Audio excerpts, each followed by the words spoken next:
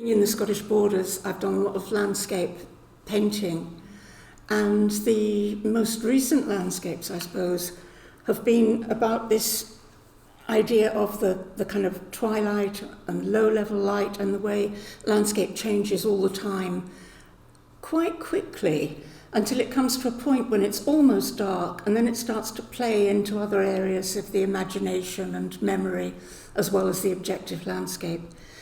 And I wanted to come to Orkney because a lot of the borders landscapes are about hills and trees and snow, and the sky, it was only ever a background or a backlight to the dynamics of the landscape. And I felt that coming to Orkney, there would be this drama of sea and land and sky, but I didn't quite realise how dramatic it was going to be. It was a sort of huge visual change, and whenever you start a residency, you have to start, or at least I had to start, drawing straight away to try and make sense of this new environment. And I found that I would maybe start a fairly topographical drawing, but then all these other ideas and images would come in, and I did a lot of writing in the sketchbooks.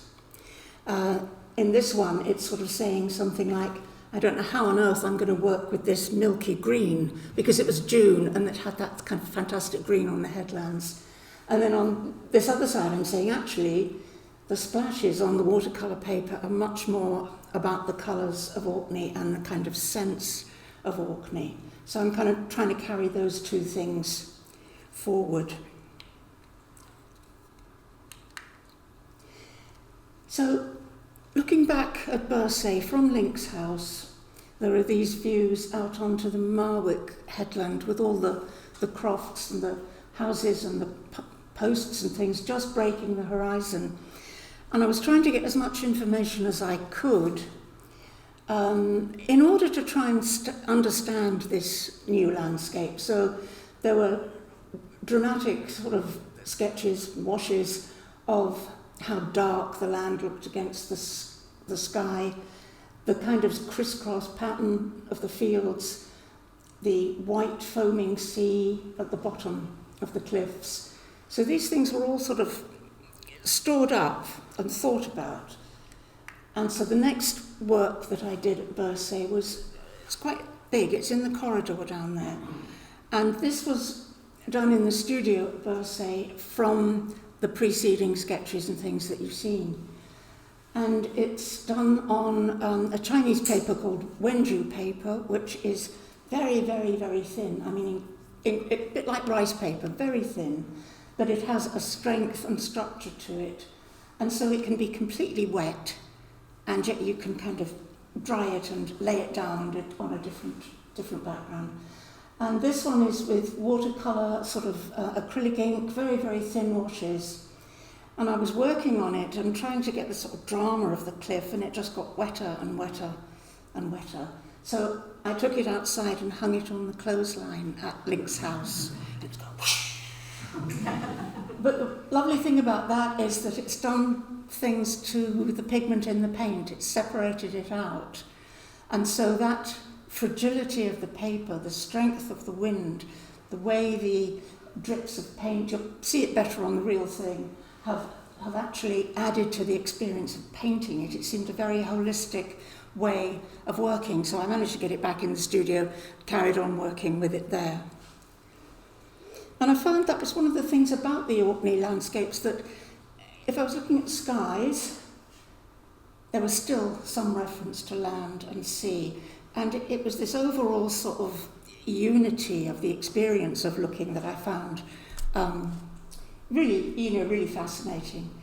When I came up here, in my head, I had the work of Peter Davidson in my mind, who's a writer, and he's written a wonderful book called The Idea of North, which some of you may know.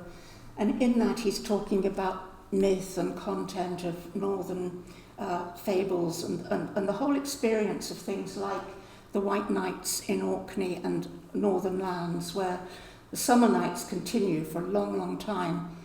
And I felt these things were such sort of poetic references. And there was an exhibition at the Royal Scottish Academy about, 8 years ago in the festival, about the Northern Symbolist painters, which I found, again, very, very inspiring, because the paintings there were very much about quietude, silence, a real concentration, looking at the form and the light on the land. And I think in our troubled times we need that contemplation and that our response to the living world. So that was all floating around in my head at the same time. And these were done in the first, the first 3 or 4 days I was there. All the things you see in the exhibition that are on paper were probably done here. And this one I was waiting and waiting for the first 3 days for the sky to clear so that I could see the wonderful white nights. It didn't do it for a while, but then I think that one probably is the closest, so I had to work really very, very quickly, very fluidly. It's a sort of fluid acrylic on paper, just to try and get the sense of the light changing so quickly. And this one, obviously, clouds breaking more. It's more light coming through. The pattern of the clouds is different, and there's still this kind of strange, milky horizon. I found, you'll see there's a film of all the sketchbook pages, and the ones that I did round about the solstice, the summer solstice. I was working between 10 o'clock and 1 or 2 in the morning, just looking at the horizon, the skyline, and seeing this kind of pink light, and I could still see the Brock of Bersay. And it was all slightly, it was almost like a kind of pointillist or slightly trembling sort of light. It was clear, but it wasn't bang-on clarity. And so this pink diffused, and then it became a cooler colour that came up.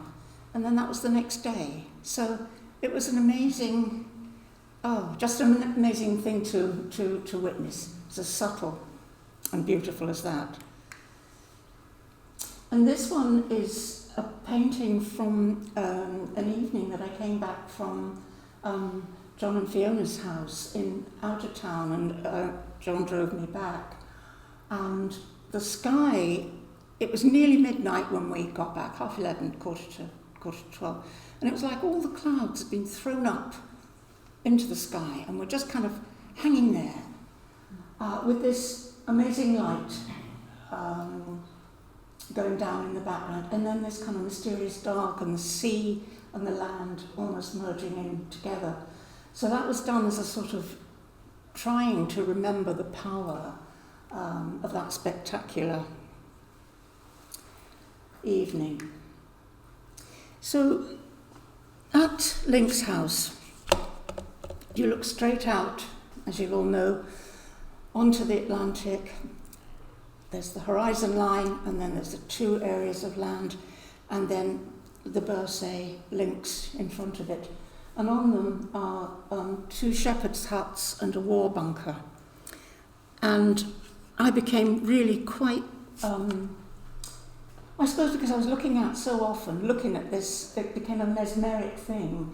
And the juxtaposition of the idea of the rural life of the shepherd and the war bunker, the function of Orkney during both wars, seemed to me a very apt kind of image. And I think you'll see it is related in a big painting in the exhibition, and there is another drawing of it in the case there. So these sort of almost little poetic images started to kind of wedge themselves into my mind. And this is from Gourness. It's a little collage with watercolour and some oil as a sort of monoprint, the white. And I was thinking there about that incredibly thick lichen that's on all the stones at Gourness. It's very, very white. And I think I was also thinking about this wonderful collection that you've got at the pier. My mother's Cornish, so I've always known about the Cornish painters, the St Ives group. And that again was a kind of something in the back of my mind that I was bringing to this, was the knowledge of these paintings. And I love seeing them in this space, in this exhibition. They look far better here than they ever did in the Academy. Something to do with the light in there. And it's a slightly warmer white, or the light from the sea. But yeah, I mean, that knowledge of the collection fed into what I was trying to do with the paintings. And I did this partly in response to the director, Neil, who said to me, we don't have paintings of the stones. I thought, oh, that's a shame, they're wonderful. So I thought, well, I'd do one anyway. So this is an imagined one of Midsummer Night at Brodka, and what it would look like, what it would feel like. To me, there's such a lot of kind of potential in that image, the possibility of the things that are happening behind it, the stuff that the actual texture of the ground is covering up. You get this sense that there's so much buried underneath. And I was using pumice primed paper for quite a lot of these works, which gives you a sort of a surface that is rough and unpredictable. And you'll see when you look at the real things that it gives a breaking up of the way the pigment goes down, and it's almost telling you that there is more there. Just dig away or scratch away and you will feel more. And this one is from Bursay. And I was back at Bursay this morning, and I love the way you can walk across the top of the cliffs, and there's all this striation, there's all these patterns, the way one layer is lifted up from another, and the most amazing colours. I mean, I was saying to Mike this morning, there really are purples and goldy colours and greys and yellows in there. And there's always the possibility that you're going to find some wonderful fossil of the past, which is going to remind you how ancient this land is. So I very much enjoy doing these things. These were done in the sketchbook at Yesnaby, and then I took them back to West Lynton. They're just linear drawings, so I did this one in the studio at home. It's very distressed paper with a collage and tissue paper sort of folded into it, so that it looks really almost like the subject I'm trying to depict. We haven't got this one in the show. It was bought in Edinburgh and we couldn't get it back. It's another one of the big watercolours with very, very thin washes of colour, and it's obviously that wonderful place at Yesnaby with its kind of... There were people there today in all that wind. They were up there. And I thought, my God, because at first I thought they were danger flags because they were red, and it was two people in red anoraks.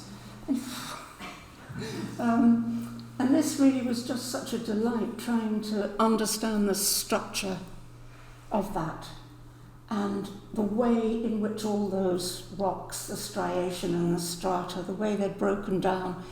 So you could imagine people thinking, okay, well, I need another sort of bit of flooring. You just go along, you pick up this perfect piece of stone. And again, this is on that sort of paper. You can't look at it because it's not here, but it's got, again, this kind of, the way, you can just see it at the top, the way the pigment spreads out on the paper gives you sort of sense of, it's not a topographical thing, it's something that is developing within itself. It's got its own integrity. And I wanted to do one a bit further around the other side so that I could see the beginnings, of this other splitting off rock, and the warmth of the rock and the sort of cool, shining sea. When I was there today, I was thinking, I'm going to have to come Going to have to come back. One of the other things I did a lot of drawing about was the clouds. And you'll see in the cases there's a little sort of thank you to Jeff Clark of the weather station in Hoy.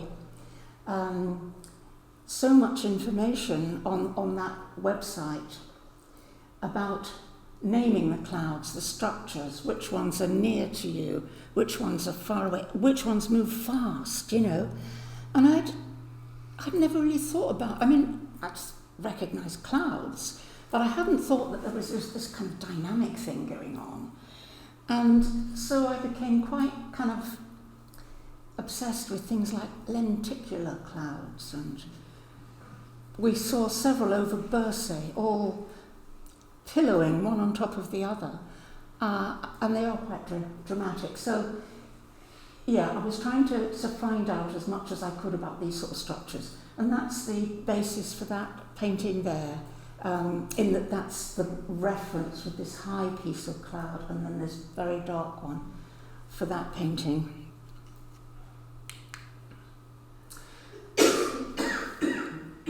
And this is called, I think, Night Reflection Bursay. It's done on oil paint on top of this pumice print paper. And this is, the thing that inspired me to do this was actually a little piece of, a tiny phrase from George Mackay Brown. And he says, the beach is glistening in the darkness. And I was thinking, God, what a powerful few lines those are, how wonderful they are. So that was really behind the idea of looking at this sort of perfectly ordinary bit of sand on the Bursay beach. It could even have been a bunker at some time, I've no idea, with the houses along the top. And I'd been asking myself when I was out during the day, what would this look like at night? What would this look like in winter? So we come on to the winter things. I came back in November, as Wendy said, just wanting to see the same land under different conditions, certainly different light conditions. And I did these at Bursay Studio looking east. There's a window that looks east, so I could watch the new moon over the course of about 3 or 4 days when it still had its brilliance. And there was also one I did at Stromness from your place. I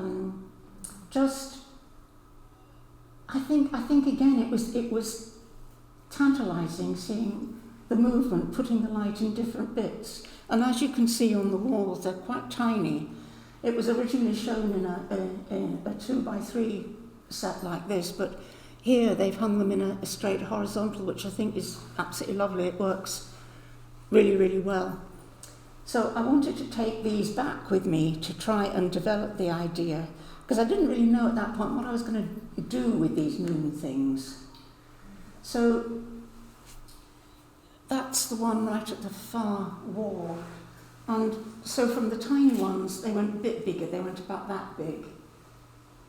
And with oil paint this time, no washy watercolour, was very, very difficult to get that kind of transition from an opaque area to something that was backlit, to something that was brilliant, to these marks in between, to the delicacy of the surface, that they weren't hard, they felt like air, you know.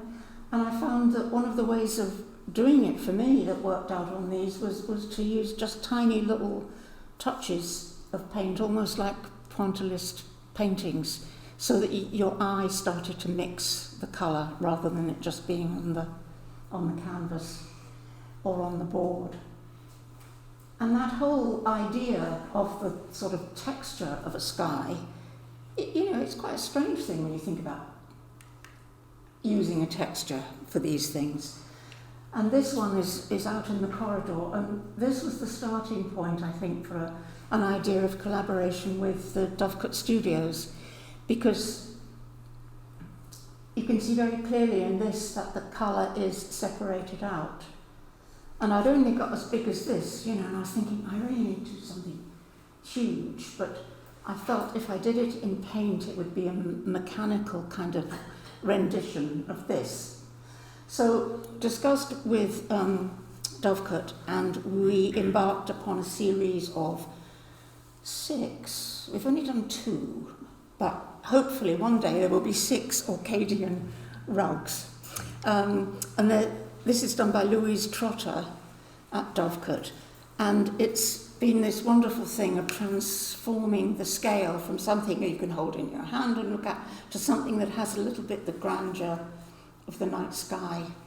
And when the lights are up and you get a chance to look at that, you will see it's a strange thing that happens because it's almost like walking over the beach in Yesnaby, the colours and the textures that have come up in that night sky.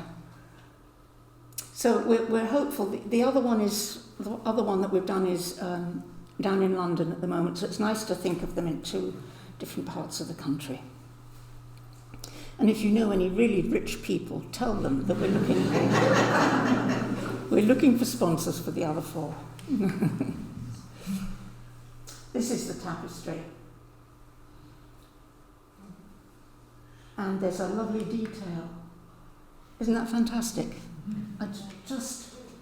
And when they're doing Guntoftin, Louise had to work from the back, and I could never really understand how that worked. So in her mind, that image was held, and she was working on the support from the back and controlling all of that. And then it gets a little bit sort of chopped off it, and I think the moon is very, very slightly raised. And then I started working in oil paints on a bigger scale at home in West Linton.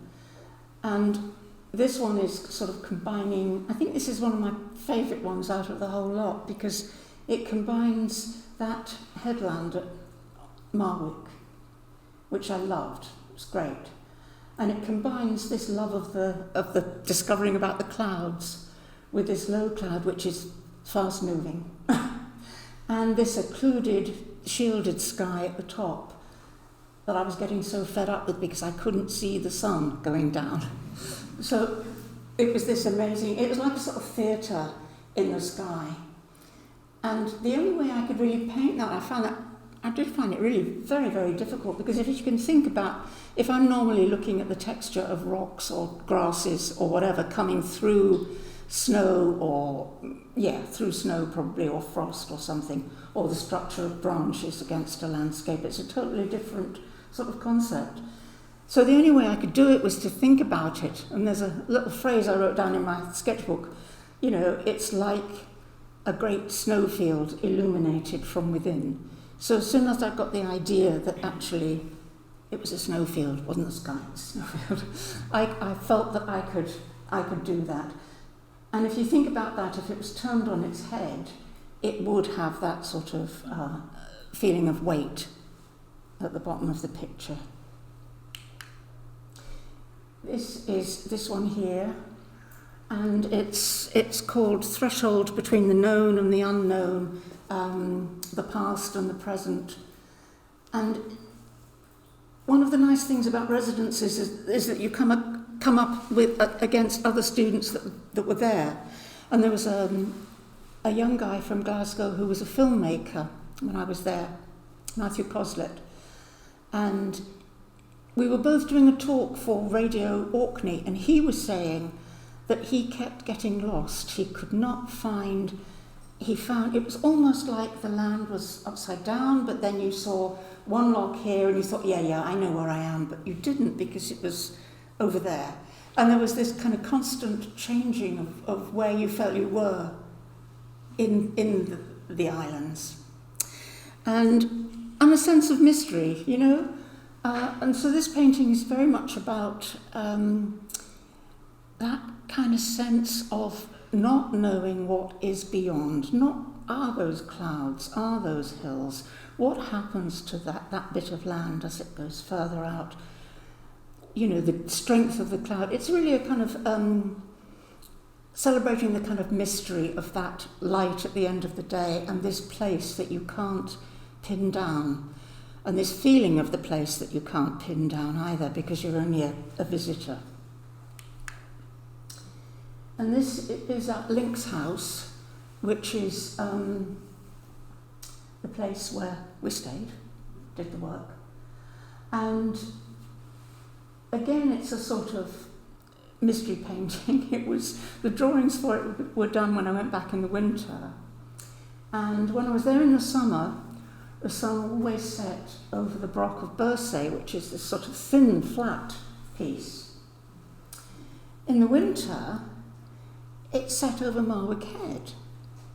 It moved along, it actually moved along the horizon line. And I know shorter days mean that, but I didn't know that I always thought west would be west, but it was the southwest that it was setting in, and the same for the rising, it's further over there. And if you go outside of the kitchen window and look back in, especially when it's covered with rain, you get this sort of reverse reflection, so it's on the same side as the Broch of Bersay, but it isn't. And the forms in the centre here are reflections of a rose bush that was growing in the garden there. You know, this incredible wind at Bersay in particular. And I was thinking, I haven't done anything to tell people about how windy it is and the noise of the wind and how continual it is. So this rose bush had all these plastic things trapped in it by the wind, torn and distressed, and, you know, very sort of vigorous movement in it. So I thought I would sort of put those in as well, but it's not what it first seems like. It's a sort of got a lot of subtext to it. And this one is celebrating the fact that this cloud is very near and this cloud is very fast. And behind it there is this kind of other serene kind of basin with distances of 20 or 30,000 feet according to Jeff. So it's just a contemplation on the extraordinary quality of the sky. And the kind of texture of things, I was realising I knew now how to paint these kind of tendrils and these sort of thin bits at the edges, and then the tiny little strip of land at the bottom.